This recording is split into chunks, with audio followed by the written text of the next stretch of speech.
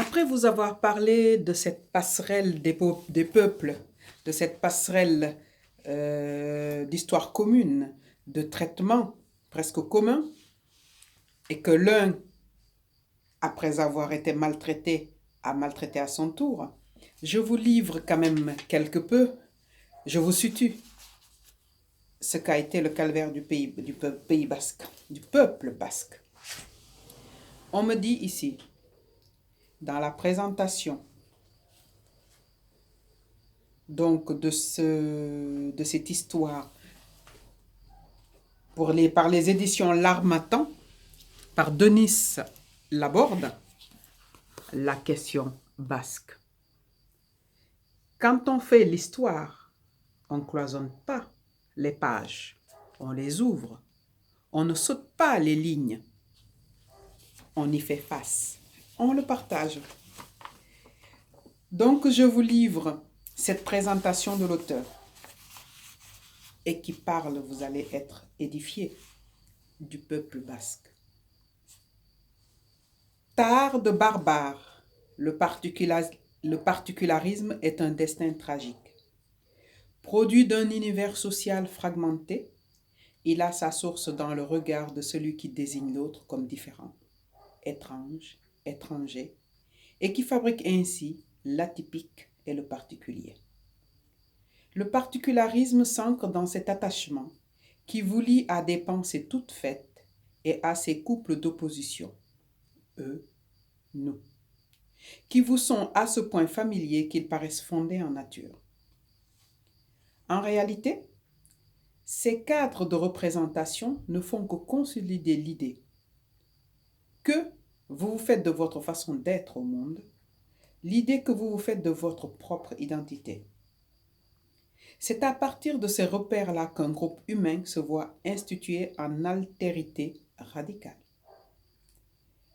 Mleshka disait en sanskrit les Indiens. Barbarois dirent les Grecs. On est toujours le barbare de l'autre. Du moins tant que le rapport de force politique ne permet pas que l'on s'insinue soi-même en référence. Alors peut-être l'échange devient-il possible d'égal à égal. Or, jamais, depuis le royaume de Navarre, les Basques ne furent maîtres de leur destin. Et jamais leur langue ne fut langue officielle d'un État indépendant. Cela suffit à les rejeter hors de la marche du monde, à ranger leur désir d'histoire au rang des utopies surannées, dans le sombre placard du pathologique, du repli identitaire ou du terrorisme. Rien ne saurait empêcher l'universalisation des modes de vie et des pratiques culturelles. Face à la généralisation du stéréotype, toute insoumission serait vaine et inutile, déplacée. Dès lors, l'expertise se veut consensuelle. C'est par le biais du folklore que les Basques prendront place dans une mémoire de l'humanité, non par le biais des traités internationaux. Leur place est dans la culture, pas dans la politique. Cela ne vous rappelle rien? On a l'impression de revivre les pages d'histoire, de tourner les mêmes pages. Eh bien non, même histoire, différents protagonistes. Alors, les voilà au cabinet de l'entomologiste pour leur langue énigmatique, au programme des itinéraires touristiques pour la beauté des paysages de l'avant-béton, au cœur des recherches folkloriques pour leurs coutumes étranges, ou au sommaire des encyclopédies gastronomiques pour des raisons plus mystérieuses. Encore faut-il pour cela qu'ils taisent leur langue et empruntent celle du dominant, seul moyen pour eux d'accéder à l'intelligibilité. Le particularisme n'est donc ni l'héritage d'une nature omnipotente, ni le legs testamentaire d'un Dieu omniscient. Il est, avant tout, un outil de domination. Il prend naissance dans le fiche aio, térébrant de l'observateur qui, par la description qu'il en fait, fabrique cette étrangeté radicale de l'autre pour mieux dessiner, par contraste son propre portrait, celui d'un homme civilisé qui s'oppose trait pour trait à celui du barbare impénitent. C'est à vrai dire une vieille histoire. En voici 3 moments. En 1140 sur la route de Compostelle, nous sommes en 1140. Seul dans la foule innombrable des pèlerins qui traversent l'Europe pour se rendre à Compostelle, Aymery Picot poursuit paisiblement son chemin par petites étapes.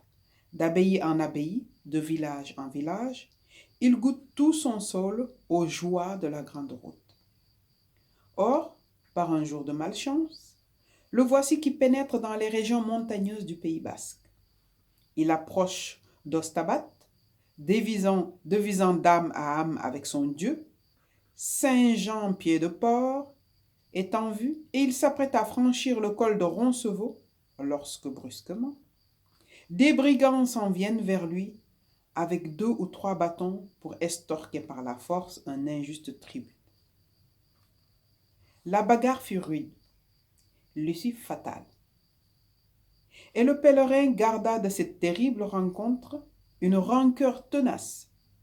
Parvenu au terme de son voyage, il fixa par écrit les premiers traits d'un particularisme basque, dont le codex de Compostelle conserve aujourd'hui la mémoire. Il écrit : « C'est un peuple barbare, différent de tous les peuples, et par ses coutumes et par sa race, plein de méchanceté, noir de couleur, laid de visage, débauché, pervers, perfide, déloyal, corrompu, voluptueux, ivrogne, expert en toute violence, féroce et sauvage, malhonnête et faux, impie et rude, cruel et querelleur, inapte à tout bon sentiment, dressé à tous les vices et iniquités, et de toute façon, ennemi de notre peuple de France. » Jugement. Après une malheureuse rencontre de brigands. Et si tous les autres avaient fait la même chose. Un brigand, c'est un voyou. Hein? Maintenant, ici, on les appelle des délinquants. Bayonne, 2 juillet 1609. Tout commence le 10 décembre 1608. Ce jour-là, Henri IV, le roi convoque Pierre de l'Ancre, le magistrat. La question du labour le préoccupe. Cette province basque n'est plus guère gouvernable. Elle est certes annexée à la France depuis 1451, mais elle compte encore, dit le roi, un si grand nombre de sorciers et sorcières qu'elle en est quasi infectée en tous endroits. Il faut mettre un terme à ces pratiques séditieuses et rendre cette province à la civilisation. De l'Ancre s'en chargerait. Muni d'une délégation de plein pouvoir, il agirait sous la tutelle du Parlement de Bordeaux. 2 juillet 1609, les hommes sont partis en haute mer. Leur campagne de pêche doit durer plusieurs mois. Le magistrat choisit ce moment pour s'installer à Bayonne. Il s'acquitte aussitôt de sa mission avec tout le zèle qu'ici a un haut fonctionnaire. Les hommes de la milice multiplient les arrestations. Les tortionnaires extortent d'irrévocables aveux. Les officiers de justice improvisent des procès sans nombre, les bûchers flambent. De l'Ancre exécute avec enthousiasme, déporte des villages entiers avec allégresse. Il trace ainsi sa vérité. Les massacres ne cessèrent qu'à l'automne, au moment où les marins, alertés, rentrèrent chez eux en urgence absolue. 3 années plus tard, en 1612, Pierre de l'Ancre rendit compte de sa mission dans un ouvrage au titre éloquent. Tableau de l'inconstance des mauvais anges et des démons, où il est amplement traité des sorciers et de la sorcellerie, ouvrage très utile et nécessaire non seulement aux juges, mais à tous ceux qui vivent sous les lois chrétiennes. Cette fois, le basque est chantre de tous les copélismes, scopélismes, ligatures et forfaitures, dont chacun doit comprendre que Dieu se soit offusqué et que le Parlement de Bordeaux ait été amené en conséquence à exiger réparation. C'était pour mieux assurer l'autorité d'une religion forte de ses certitudes, de sa grandeur d'âme et de son pieux altruisme. Ainsi, la plume du magistrat dessine-t-elle un nouveau particularisme basque. Cela dit, et pour nous montrer particulièrement que la situation du lieu est en partie cause qu'il y a tant de sorciers, il faut savoir que c'est un pays de montagne, la lisière de 3 royaumes, France, Navarre, Espagne. Le mélange de 3 langues, français, basque, espagnol, l'enclavure de 2 évêchés. Toutes ces diversités donnent à Satan de merveilleuses commodités de faire en ce lieu ses assemblées et sabbats.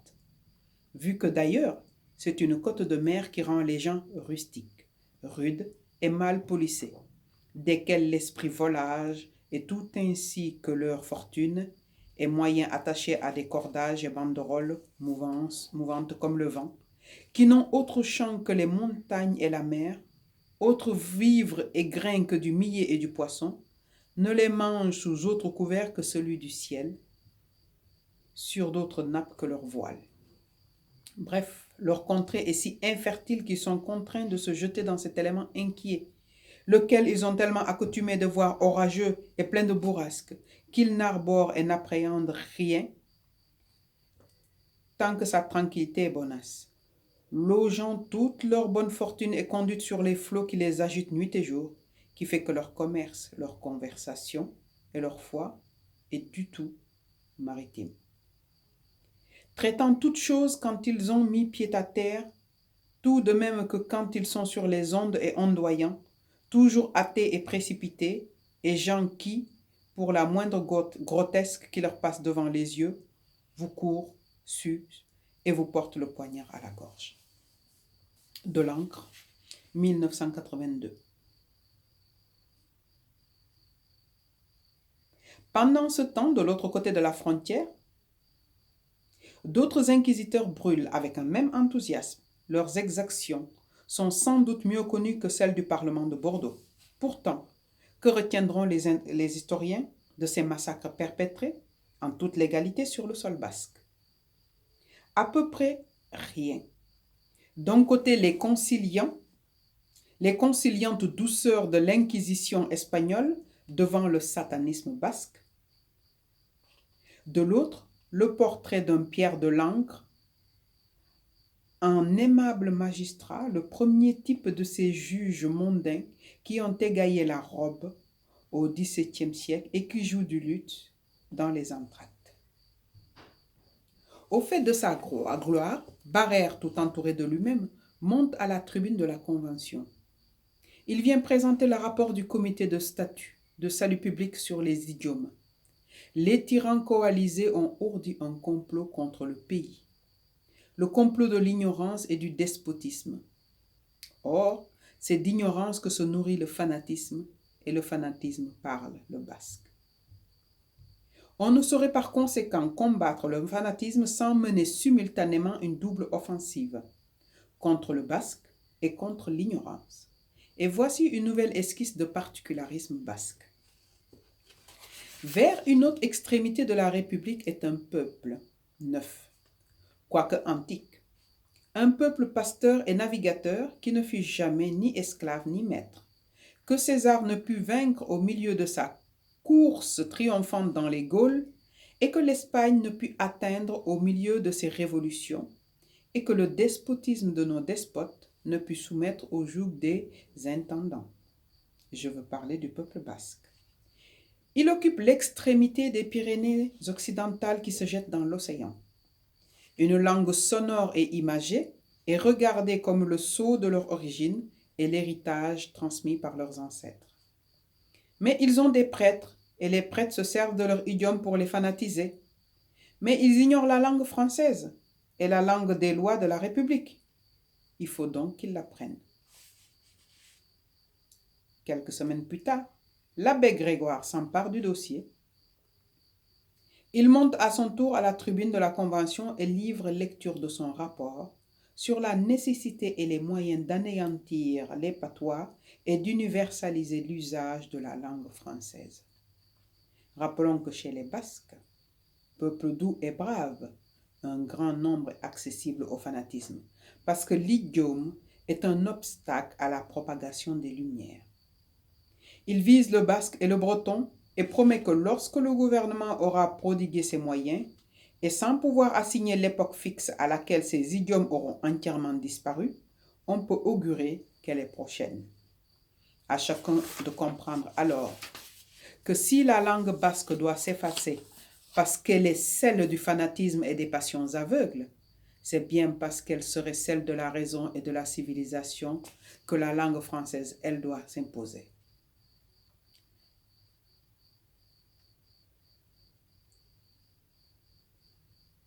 De telles considérations ne sont bien évidemment dotées d'aucune valeur absolue de vérité. Elles ne font que désigner le lieu éminemment politique à partir duquel elles sont formulées. 1140, 1609, 1794. Ces trois moments de l'historiographie basque vous paraîtront sans doute bien lointains. Il s'est passé depuis des drames autrement considérables et qui nous touchent plus directement, certes. Pourtant, cette distance de quelques siècles a son mérite. Elle nous permet d'apercevoir que ces abus réductionnistes qui serviront à fabriquer du particularisme basque furent en réalité les instruments privilégiés d'une domination politique. Dès lors, cette distance critique que nous arborons sans peine lorsque nous portons notre regard au loin ne pourrait-elle aiguiser le regard que nous portons sur le monde d'aujourd'hui? Quelle vérité, pour qui et où? Telle est l'ambition de ce livre, sortir des habitudes de pensée et de l'inertie des croyances toutes faites pour ouvrir un espace de parole sur une question tue, la question basque. Mais je rajoute, toutes les questions qui exigent réponse, toutes les questions ou toutes les histoires qui doivent être partagées. Que l'on se dise tout, et je pense qu'on sera apaisé. Que l'on se respecte, et je pense que la parole sortira du cœur, viendra de la sagesse, de la sérénité, du partage. Je vous remercie et vous promets la prochaine lecture beaucoup plus fantaisiste, beaucoup plus rigolote et surtout, je pense, ceux qui s'en rappelleront seront bien servis, ils seront contents et ceux qui ne connaissent pas vont découvrir. Au revoir, le Marigot vous salue et vous dit à très très bientôt.